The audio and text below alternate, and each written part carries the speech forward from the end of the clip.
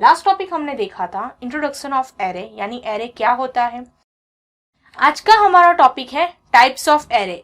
Actually array के types कितने हैं वो हमें समझने हैं। C categorize array as a single dimensional array and multi dimensional array, यानी सी जो बेसिकली है वो कैटेगराइज करता है एरे को दो टाइप्स में। फर्स्ट है सिंगल डायमेंशनल एंड सेकंड है मल्टी डायमेंशनल। अभी ये single dimensional and multi dimensional क्या होता है वही देखते हैं। चलिए, the single dimensional array has one row while multi-dimensional array has multiple rows and multiple columns। यानी सिंगल डायमेंशनल एरे में क्या होता है, सिर्फ एक ही रो होती है, लेकिन मल्टीपल डायमेंशनल में क्या होता है कि रोज भी होती है और कॉलम्स भी होती है। The number of rows and columns in multi-dimensional array are specified by the user। अभी कितनी रो होनी चाहिए और कितनी कॉलम होनी चाहिए वो जो है वो यूजर ही स्पेसिफाई करता है। सबसे पहले देखते हैं single dimensional array. An array is used to group multiple variables of the same data type under a single name। यानी एक सिंगल नेम लेते हो आप, उसके अंदर क्या करते हो, मल्टीपल्स वैल्यू को स्टोर करवाते हो। फॉर एग्जाम्पल, अगर किसी स्टूडेंट के मार्क्स, राइट, यानी किसी एक स्टूडेंट के मार्क्स है लेकिन वो मार्क्स बहुत सारे सब्जेक्ट्स के हो सकते हैं, राइट, मैथ्स है, इंग्लिश है, तो उस टाइम पे मुझे क्या करना पड़ेगा, यानी मैं वेरिएबल सिर्फ लूंगी एक मार्क्स करके, लेकिन उसके अंदर जो वैल्यूज होगी बहुत सारी होगी, तो वही चीज है एरे। यहाँ पे आप सिंटेक्स देख सकते हो एरे की, जैसे यहाँ पे आपको लिखना है डेटा टाइप, आइडेंटिफायर और यहाँ पे साइज। डेटा टाइप यानी कौन सी टाइप की वैल्यू आप एरे के अंदर स्टोर करवाना चाहते हो, for example integer, float, okay. और यहाँ पे आइडेंटिफायर देख रहे हो यानी वेरिएबल। हम आइडेंटिफायर का जब हमने चैप्टर देखा था तब हमने पढ़ा था कि बेसिकली आइडेंटिफायर एक वेरिएबल भी हो सकता है या फिर एक एरे भी हो सकता है, राइट। यहाँ पे आइडेंटिफायर ले सकता है। फिर उसके बाद आपको यहाँ पे लिखनी है साइज। अब ये साइज कितनी है, आपको यहाँ पे प्री डिफाइन करना पड़ेगा कि आपका एरे कितनी साइज का है। बेसिकली 5 है या 3 है या फिर 7 है। यानी अगर आपने जैसे कि यहाँ पे लिखा है 5, तो आप हमारे एरे यहाँ पे जो भी लिया है उसके अंदर सिर्फ 5 एलिमेंट्स ही स्टोर कर सकते हो। Data type identifies the type of the data store in the array. यानी अभी मैंने देखा ना कि बेसिकली एरे जो है वो किस तरह से वैल्यू को स्टोर करता है, लेकिन सिमिलर डेटा एलिमेंट्स को। आप एक डेटा टाइप की वैल्यूज के अंदर बहुत सारी चीजें डाल सकते हो। वो डेटा टाइप कौन से होने चाहिए, बेसिकली प्रिमिटिव, यानी इंटीजर, फ्लोट, डबल। तो एक्चुअली एरे क्या है, array is not a primitive data type, वो एक डिराइव डेटा टाइप है। The identifier refers to the name of the array and the size indicates the maximum number of the elements that can be stored in the array। यानी जो identifier है वो array का नाम को refer करता है और जो साइज है वो एक्चुअली रिफर करवाती है कि एक्चुअली हम एरे के अंदर कितने मैक्सिमम नंबर डालने वाले हैं values. For example float marks, जैसे यहाँ पे लिखा है या okay 10 defines a variable marks as an array which is capable to store 10 float values। यानी यहाँ पे 10 वैल्यू स्टोर होगी, लेकिन एरे के अंदर 10 वैल्यू स्टोर हो रही है, राइट। लेकिन एक चीज जानते हो आप, यहाँ पे एरे का इंडेक्स जो है वो 0 से स्टार्ट होता है, यानी वो 0 से वैल्यू को स्टोर करने का काम करेगा।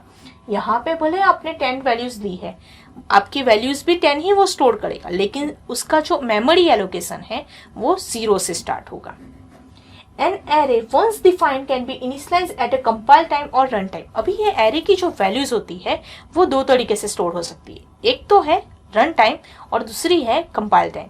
यानी आप पहले से ही प्री डिफाइन कर सकते हो अपने प्रोग्राम के अंदर कि बेसिकली अगर आपको यूजर के पास से एंटर करवाना है तो आप यूजर के पास से भी रन टाइम पे एंटर करवा सकते हो। हम दोनों के तरीके से प्रैक्टिकल देखेंगे। चलिए आते हैं प्रैक्टिकल देख के ही समझते हैं कि एक्चुअली एरे को यानी सिंगल डायमेंशनल एरे को किस तरह से यूज करते हैं। यहाँ पे मेरी स्क्रीन के सामने हम यूज करेंगे पहले वेरिएबल। अभी आप जानते हो कि बेसिकली अगर एरे एरे का कॉन्सेप्ट यूज करना है तो मुझे लूप यूज करना पड़ेगा, राइट, क्योंकि एक्चुअली आप पोजीशन वाइज से गेट करवा रहे हो। एक ही वेरिएबल है और एक ही वेरिएबल में अलग अलग पोजीशन वाइज डेटा गेट करवाना है, तो यहाँ पे आपको फॉर लूप लेना पड़ेगा। तो मैंने यहाँ पे एक वेरिएबल ले लिया इंटीजर i। सेकेंड है यहाँ पे इतना हमने स्टोर करवा दिया। अभी हम लेते हैं हमारा एरे वेरिएबल, ठीक है। उसकी जो सिंटेक्स थी वो था डेटा टाइप स्पेस करके आइडेंटिफायर और स्क्वायर ब्रैकेट में कुछ था साइज, राइट। यहाँ पे डेटा टाइप इंटीजर, वेरिएबल हम लेते हैं जैसे मार्क्स, ब्रैकेट के अंदर हम यहाँ पे साइज डाल रहे हैं लाइक, और अभी हम यहाँ पे स्टैटिक डाल रहे हैं, यानी यूजर के पास से डलवाना नहीं है हमें, ठीक है। एट ए रन टाइम हम यहाँ से फिक्स वैल्यूज डाल रहे हैं ताकि हम एरे को समझ पाए। इज इक्वल टू फिर कर्ली ब्रेसेस में, क्योंकि ये बंच है राइट, यानी एक साथ ही जाएंगे सभी वैल्यूज, तो यहाँ पे आपको लिखना है, यहाँ पे मैं वैल्यूज डाल रही हूँ और पीछे सेमीकोलन, ठीक है। अभी हम लूप घुमाएंगे, लूप मेरा स्टार्ट होगा कहाँ से, 0 से राइट, क्योंकि एरे का जो इंडेक्स है वो बेसिकली 0 से स्टार्ट होता है। 0 से लूप घूमना चाहिए कहाँ तक, i लेस देन 5 हो तब तक। अभी आपने देखा i इज इक्वल टू मैंने नहीं किया, क्यों, क्योंकि एक्चुअली i की साइज है 5, लेकिन वो चलेगा कहाँ से, 0 से, तो बेसिकली 0 1 2 3 एंड 4, ओके। अभी हर बार क्या होना चाहिए, इंक्रीमेंट हो गया। अभी जितनी बार हो वो क्या करके मुझे प्रिंट करके दे, स्लैश एन, ताकि नई लाइन में आ जाए, ठीक है। और %d हम सिर्फ नॉर्मली लिखते हैं, अभी %d हमें सिर्फ 12 23 ये जो है वो ही प्रिंट करवाना है, ठीक है। अभी यहाँ पे हम लिखते हैं i, लेकिन यहाँ पे तो i यानी 0 1 2 3 4 5 होगा, तो यहाँ पे हमारा वेरिएबल है मार्क्स ऑफ, यानी बेसिकली 0 पोजीशन पे जो मार्क्स होगा यानी 12 वो प्रिंट कर देगा, फिर उसके बाद स्लैश एन, फिर सेकेंड यहाँ पे क्या आएगा, 1 पोजीशन यानी 23 को वो यहाँ पे प्रिंट कर देगा, ठीक है। अभी मैं इसको सिंपली सेव कर देती हूँ, देन बिल्ड एंड रन। आप देख रहे हो मेरी स्क्रीन के सामने आ गई वैल्यूज सारी जो भी यहाँ पे हमने लिए है, यानी 12 23 जो भी है वो सब कुछ यहाँ पे आपको डिस्प्ले करके दिख रहा है राइट। लेकिन अगर मुझे यहाँ पे इसी तरह से वैल्यू डिस्प्ले करवानी है तो कुछ नहीं, आपको यहाँ पे स्लैश एन निकाल देना है और कॉमा कर देना है ताकि अच्छा लगे। देख रहे हो, लो आगे आपकी सारी वैल्यूज। हाँ, ये पीछे जो है वो बेसिकली तो आप आगे डाल दो तो प्रॉपर्ली वो डिस्प्ले करके दिखा देगा, ठीक है। या फिर 56 के बाद लास्ट में कर दो, ओके। तो यानी इस तरह से आप क्या कर सकते हो, अपनी एरे के वैल्यूज डिस्प्ले करवा सकते हो। लेकिन ये कैसी हुई, फिक्स हुई। लेकिन मुझे ऐसा दिखना है कि 0 पोजीशन पे कौन सी वैल्यू है, फर्स्ट पोजीशन पे कौन सी वैल्यू, वैसा दिखाना है। तो हम क्या करेंगे, यहाँ पे मार्क्स ऑफ %d, ठीक है, यानी इसका मीनिंग है मार्क्स ऑफ %d, यानी 0 पोजीशन पे, तो यहाँ पे हम लिखेंगे i, यानी i की वैल्यू यहाँ पे आ जाएगी, तो मुझे पता चल जाएगा कि एक्चुअली किस तरह से वैल्यू चल रही है। और नई लाइन में लाना है, क्योंकि अगर आप नहीं तो फिर सब कुछ एक ही साथ एक ही लाइन में आ जाएगा। आ गया, यानी 0 पोजीशन यानी 0 इंडेक्स जो है वहाँ पे आपकी वैल्यू है एरे की 12, फिर 1 पोजीशन पे 23, सेकेंड पे 34, थर्ड पे 45 एंड फोर्थ पे 56। इस तरह से आप सिंगल डायमेंशनल एरे का यूज़ कर सकते हो अपने प्रोग्राम के अंदर। लेकिन ये कैसे हुआ, स्टैटिकली, यानी यूज़र ने डाला है, अभी इसके अंदर मैं कोई चेंजेस नहीं कर सकती, यूज़र भी कुछ नहीं कर सकता राइट। लेकिन मुझे अगर यूज़र के पास डलवाना हो तो चलिए आते हैं, देखते हैं। उसे कहते हैं रन टाइम एडिशन। इसको मैंने निकाल देना है। फिर यहाँ पे सबसे पहले हम लेंगे printf। यूज़र को तो सबसे पहले समझ में आना चाहिए कि एक्चुअली उसको क्या करना है, एंटर अ मार्क्स, ठीक है। फिर scanf, यहाँ पे %d, यहाँ पे मार्क्स ऑफ i, ये होगा मार्क्स ऑफ i की वैल्यू। अभी देखिए यहाँ पे मैं क्या करती हूँ पहले, हाँ अभी आप देख रहे हो यहाँ पे एक्चुअली जो बेसिकली है एंटर ओ मार्क्स, तो यहाँ पे जो वैल्यूज है वो मुझे यहाँ पे क्योंकि दायरे की वैल्यू गेट करवानी पड़ेगी, तो यहाँ पे ओके फ्रेंड्स। तो अभी यहाँ पे जो है हमने डाला है एंटर ए मार्क्स, लेकिन यहाँ पे हम क्या करवाने वाले हैं, स्कैनफ यूज करवाने वाले हैं। तो एक्चुअली हमें यहाँ पे ये यूज करना है, ठीक है।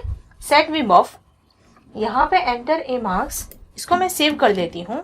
सेव करने के बाद यहाँ पे हम करेंगे बिल्ड और देन यहाँ से करेंगे हम उसको एंटर ए मार्क्स, यहाँ पे मार्क्स डाल रहे हैं, ठीक है।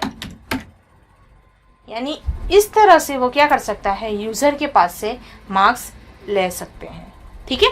तो यानी हमने 2 टाइप्स देखे इसके अंदर कि बेसिकली स्टैटिकली किस तरह से हम वैल्यूज गेट करवा सकते हैं और सेकेंड डायनेमिकली यानी at a run time user values डालेगा। अभी नेक्स्ट देखते हैं multi dimensional array. Multi dimensional array क्या है?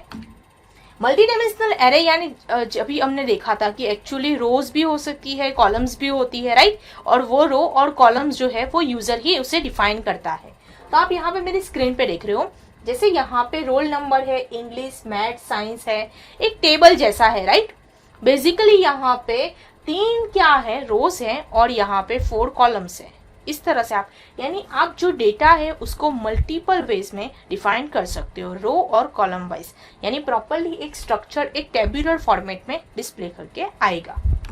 Syntax of multi dimensional array. अभी ये सिंटेक्स किस तरह से है, जैसे यहाँ पे मैंने लिखा इंटीजर यानी आपका डेटा टाइप कोई भी लिख सकते हो, मार्क यहाँ पे वेरिएबल, सिर्फ आपको यहाँ पे चेंजेस करना है आपकी रो की साइज और यहाँ पे कॉलम की साइज। बेसिकली आपको कितनी नंबर ऑफ रोज लेनी है और कितनी नंबर ऑफ कॉलम लेनी है, तो वो आपको यहाँ पे define. In the preceding syntax row size refer to the roll number of student and column size refer to the student subject. यानी यहाँ पे रो जो होगी वो बेसिकली स्टूडेंट के रोल नंबर को डिफाइन करेगी और कॉलम जो है उसके सब्जेक्ट को, जैसे मैथ्स है, साइंस है, इंग्लिश है, इस तरह से।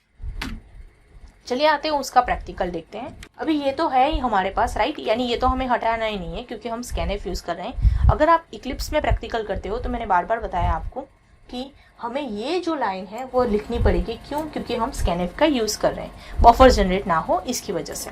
अदरवाइज अगर ये नहीं लिखोगे तो वो डायरेक्ट ही आपके पास से वैल्यू लेना स्टार्ट कर देगा और एंटर ए मार्क्स फिर बाद में आएगा। ऐसा नहीं करना है हमें, ठीक है। तो इस वजह से हमने यहाँ पे ये लाइन को ऐड किया है। अभी हमने देखना है कि एक्चुअली मल्टी डायमेंशनल एरे हम किस तरह से यूज कर सकते हैं। तो उसके लिए आपको पहले तो रो डिफाइन करनी पड़ेगी। तो यहाँ पे मैं देती हूँ 2 and 3। अभी आप जानते हो 2 into 3 बेसिकली उसकी साइज टोटल वैल्यूज कितनी लेगी, 2 into 3 यानी 6, ठीक है। और एरे भी यहाँ पे लूप 2 होंगे, एक रो के लिए घूमेगा और एक कॉलम के लिए। For loop j is equal to start होगा 0, j लेस देन कहाँ तक होगा, 3 तक, एंड j प्लस प्लस। अभी यहाँ पे जो 0 से 5 तक था उसको भी हम क्या कर देते हैं, 2 तक कर देते हैं, ठीक है। अभी यहाँ पे printf के अंदर पहले हम यूजर के पास से वैल्यू इनपुट करवा लेते हैं, एंटर। लेकिन मुझे एक्चुअली क्या करवाना है पता है, अभी एक्चुअली यूजर कंफ्यूज हो जाएगा कि उसने कितनी वैल्यूज डाली। उसको यहाँ पे डालनी 6 वैल्यू ही है क्योंकि 2 into 3 करेगा यानी 6 वैल्यूज होगी, राइट। और कॉलम रोज जो होगी वो 2 होगी और कॉलम जो होगी वो 3 होगी। तो यहाँ पे एंटर मार्क्स परसेंटेज डी और यहाँ पे i एंड j की वैल्यू प्रिंट हो जाएगी। स्कैनफ में यहाँ पे हम लिखते हैं percentage D % marks of i and j, ठीक है। यानी इस तरह से रहेगा। अभी यहाँ पे marks of i and j की वैल्यू रहेगी, उसको हम सेव करेंगे। और पहले अभी यहाँ पे एक देख रहे हो, यहाँ पे यानी सेकेंड लूप आपका घूमे उसके बाद आपको एक तो न्यू लाइन करवानी पड़ेगी। और अभी मैं इसको बिल्ड करती हूँ, एंटर मार्क्स यानी 0 रो एंड 0 कॉलम। तो वैल्यूज कितनी मैंने डाली, 25, 0 रो एंड फर्स्ट, अभी हम 0 रो पे ही है, ठीक है। 25 यहाँ पे डाल रही हूँ values, first row completed, now second. यानी इस तरह से आप क्या कर सकते हो, वैल्यूज यूजर के पास से ले सकते हो मल्टी डायमेंशनल एरे के अंदर, ठीक है। यानी इस तरह से आप मल्टी डायमेंशनल एरे का प्रैक्टिकल कर सकते हो। जो अभी हमने देखा कि यहाँ पे सिर्फ आपको इस तरह से वैल्यू प्रिंट करवानी है। वैल्यूज आपकी जो एरे है यानी बेसिकली कंडीशन यहाँ पे आएगा इंडेक्स वाइज 0 से 1 तक। तो इस वजह से हमने यहाँ पे जो लूप है वो 0 से स्टार्ट किया है, ठीक है। सो फ्रेंड्स, आज हमने देखा कि एरे के टाइप्स कितने हैं, 2 टाइप है, single dimensional and multi dimensional. दोनों के हमने प्रैक्टिकल्स देखे। आपको अगर यहाँ पे बेसिकली फिर से अगर देखना है तो आप देख सकते हो, उसको पॉज करो और फिर से मेरे साथ आप प्रैक्टिकल देखो। और यहाँ पे मैं आपको एक सजेशन देती हूँ कि आप 2 डायमेंशनल एरे जब करते हो तो उसके साथ थोड़े और ज्यादा फंक्शंस भी करो, 2-3 प्रैक्टिकल्स करके देखो तो आपको समझ में आ जाएगा। और फ्रेंड्स, हमारा नेक्स्ट टॉपिक रहेगा फंक्शन। सो आज के लिए थैंक यू। आज हमने पढ़ा how many types of array available in C language. Next topic में हम देखेंगे फंक्शन के बारे में।